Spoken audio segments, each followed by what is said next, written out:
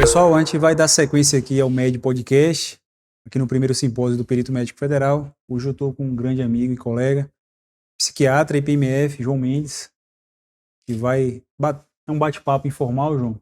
A gente vai entender um pouco mais da carreira de João, o que ele fez, né, para chegar até aqui a PMF e saber um pouco da formação dele também.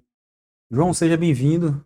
Obrigado por ter aceito o convite. Eu sei que sua vida é corrida, como em qualquer médico. Mas eu queria que você falasse um pouco para a gente como é que você descobriu esse caminho complementar, né, do serviço público. E eu tenho conversado isso com os colegas, porque é uma coisa que a gente não vê na graduação, né? A gente é forjado para assistência, residência. Como se só existisse esse caminho. Mas a gente não foi, pelo menos não foi me dado conhecimento na graduação de que existia esse caminho complementar do serviço público. Acabei descobrindo na Tora, mas a gente vê hoje que você é um profissional bem sucedido, né? Além de psiquiatra, na iniciativa privada, tem 2 bons concursos públicos, né? A PMF e o cargo de médico legista. Eu queria que você falasse um pouco sobre isso, nesse início de trajetória aí pra gente. Como eu falei ali na palestra, né? Eu comecei a acompanhar os colegas médicos, ou colegas profissionais formados, quando eu ainda era estudante. Eu estava mais ou menos um pouco mais da metade da graduação. Comecei a acompanhar alguns médicos nos hospitais e o que de início me atraía, me trazia uma ideia de grande utilidade, prestígio, como ajudar as pessoas, né? Fazer cirurgias. Aos poucos eu fui percebendo que aquela rotina, ela cobrava do profissional um preço muito alto, né? De não ver a família, de não estar presente em datas comemorativas, de passar noites acordado, de muitas vezes não ter da própria população um reconhecimento, trabalhar em ambientes insalubres. E ali eu fui percebendo que não era bem o que eu esperava de uma carreira como médico, né? E no ano de 2008, que foi o ano que eu me graduei, meio que mudou uma chave na minha mente, decidi fazer vestibular para direito. Ia mudar de área. Fiz vestibular, entrei na faculdade no ano seguinte e comecei a estudar direito. Só que, paralelamente, eu não abandonei por completo a medicina. Eu precisava me manter. Vim de uma família que não era uma família de... Eu precisava me manter, né? E aí eu vi que o ramo dos concursos poderia ser uma alternativa viável que me traria uma certa segurança. Em 2009 eu comecei a estudar para o concurso do então INSS, que viria logo em 2010. Foi quando eu entrei na PMF.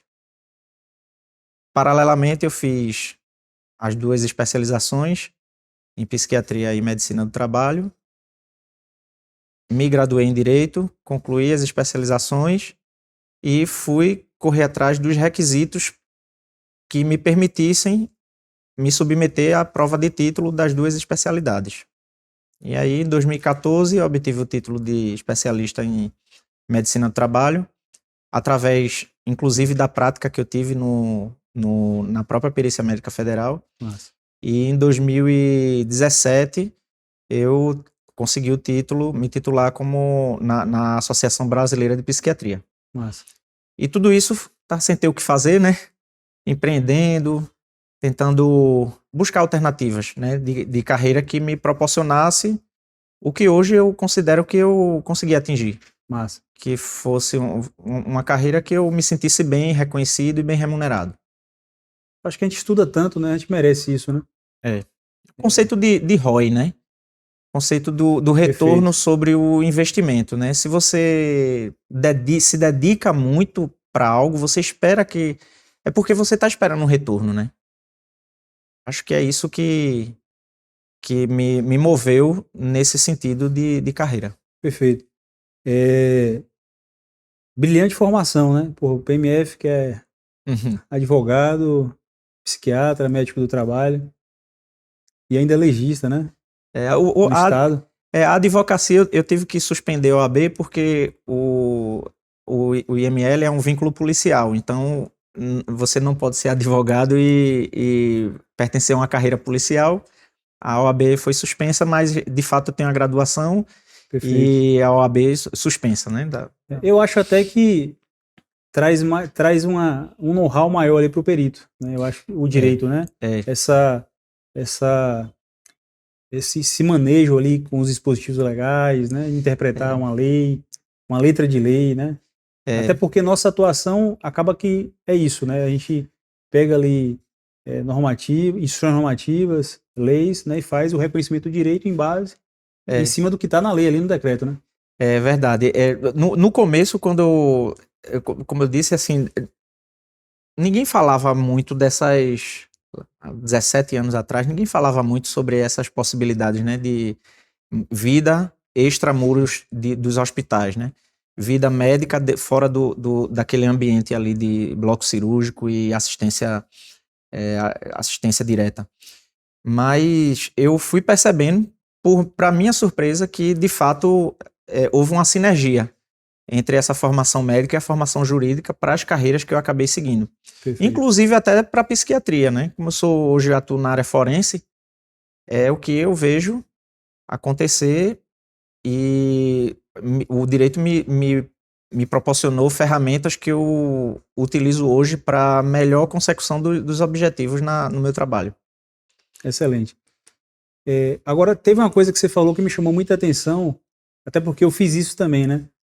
Que o trabalho do PMF hoje ele é tão polivalente, né? Muitas atribuições, que esse tempo de exercício te credencia a fazer a prova de título de outras especialidades. Exato. Então, por exemplo, eu consegui fazer a prova de título de auditoria, né? Exato. De medicina legal e perícia. É possível também se titular ali em medicina do trabalho. Então, assim, é uma das vantagens da carreira também que a gente não vê em outras na medicina, né? Isso, exato. Eu fiz exatamente isso que você falou. Eu fiz a minha prova de título em 2014, exatamente quando eu completei 4 anos de PMF. Tem a pontuação que é exigida de atividades técnico-científicas, né? Na época, eu não sei como é que estão os editais hoje. Eu já atuava também, me abriu portas para atuar na iniciativa privada, atuei em indústrias, fábricas, e foi nesse momento que eu também comecei a empreender na área de saúde e segurança do trabalho. Massa. E aí foi bem interessante. Beleza, João. Já caminhando para o fim aqui, eu queria trazer números, né? E queria sua opinião pessoal sobre a gente lá atrás a gente estudou esses números e a gente falou, não, deve estar próximo aí de uma recomposição de quadro, vamos. Uhum. E a gente sempre acreditou muito na carreira, da importância da carreira para a sociedade, para a Previdência.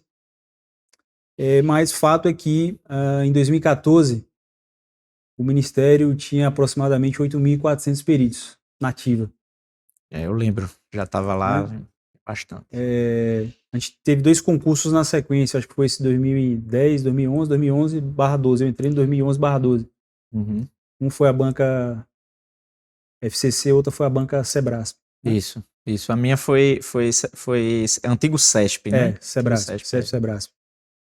E hoje, 2025, a gente está, segundo o portal da transparência, hoje a gente tem aproximadamente na ativa 2.600, sendo que desses 2.600 a gente tem alguns que estão com horário especial, ou até mesmo cedidos para outras instituições, outros órgãos, ou cedidos para outros serviços também, né? Então, e levando em consideração que com a criação da carreira as atribuições aumentaram, né? Exemplo da perícia de servidor,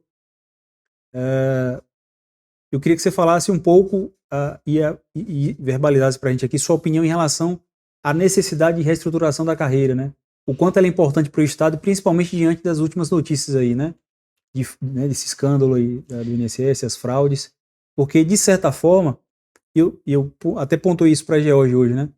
Às vezes eu me sinto muito constrangido quando eu pego aquele segurado que pagou Previdência e INSS por 20, 25 anos, e na hora que ele mais precisa, né, por incapacidade, por exemplo, um câncer, né, ele não tem um direito reconhecido em tempo real porque não tem perito ou a perícia está agendada para daqui a um ano, né? Então, aí, tudo isso mostra o déficit de servidores e o quanto a carreira é importante para a sociedade. A visão que eu tenho ela reflete os números que você apresentou. Em 2010, a gente teve esse meu concurso, em seguida teve o concurso 2011, 12, a gente teve não sei se a gente pudesse colocar esses números numa curva, a gente teria tido um pico ali justamente com a chamada desses colegas até 2014, de lá para cá a gente só teve o decréscimo, tá? E esse concurso, muito embora ele seja bem recebido por todos nós que estamos há tantos anos, né, na ativa, ele, sem dúvidas, ele não vai chegar perto de recompor o quadro que tivemos lá atrás. Eu não sei como é que o governo vai lidar, né, como a alta gestão vai lidar com esse déficit crônico de peritos que nós temos. Você bem falou, isso reflete em problemas para a população, como perícias cujo agendamento se arrasta por meses, né? Às vezes até inclui a virada do ano, e por se tratar de uma verba alimentar, na maioria das vezes, não é justo que o segurado ele passe tanto tempo sem ter o seu pleito avaliado. E por isso mesmo que a gente tem notícias de várias ações ao redor do Brasil, de órgãos fiscalizadores, como o próprio Ministério Público Federal, obrigando o INSS a conceder benefícios em lugares onde esse agendamento está muito longo, né? Ações civis públicas. Então eu acho que para a carreira seria muito importante que essa reestruturação acontecesse de uma forma sistêmica, planejada e num quantitativo muito maior do que esse concurso que a gente acabou de ter. Perfeito. E aí, João, para a gente encerrar, eu queria que você desse um direcionamento aí para quem está nos assistindo em relação a planejamento de carreira, né? A gente tem muito seguidor que é estudante de medicina, está ali no quinto, sexto ano, está enxergando que o mercado vai ficar saturado, que não vai ter postos de trabalho para todo mundo, né? Que as condições de trabalho na assistência, né, estão ali ruins, né? Aqui, realidade até de Recife, né? Hoje o recém-formado ele é obrigado a fazer uma PJ, senão ele não consegue plantão, repasse e plantão. E eu queria que você desse um direcionamento para esse aluno que sonha em algum dia em ser servidor público, né? O que é que ele precisa, qual o caminho que ele precisa trilhar, né? A dica que eu dou, né, é que o colega, o futuro colega, ele avalie as possibilidades além daquele universo da assistência, seja ela primária, secundária ou terciária, né? A gente vê um mercado crescente, não só no ramo de perícias, dos concursos públicos, mas também na participação em gestão pública e privada, seja de unidades hospitalares, seja de empresas que de alguma forma utilizam mão de obra médica, na parte do ensino também, nas redes sociais. A medicina mudou, como o mundo mudou, e as habilidades que eram requeridas há 20 anos, 30 anos, certamente não serão as habilidades requeridas para o futuro. Aliás, para o presente, para a realidade que nós estamos inseridos. Ou se não são apenas elas que vão permitir que o colega faça a diferença e que se destaque no mercado. Se eu tivesse de começar tudo de novo, eu acho que hoje eu pensaria de forma semelhante ao que eu pensei lá atrás e com os recursos que hoje a tecnologia nos permite utilizar. Perfeito. Acho que seria isso. Beleza, João. A gente encerra mais um Med Podcast. Eu queria agradecer aqui ao professor João. E eu tenho uma lembrança aqui para o professor. A gente sempre acreditou na carreira, viu, João? E espero que você goste. A gente tem, inclusive com os novos PMFs aprovados, nossos alunos, a gente tem que trabalhar isso, né? Essa questão do fortalecimento da carreira, da imagem institucional, isso é muito importante para a gente.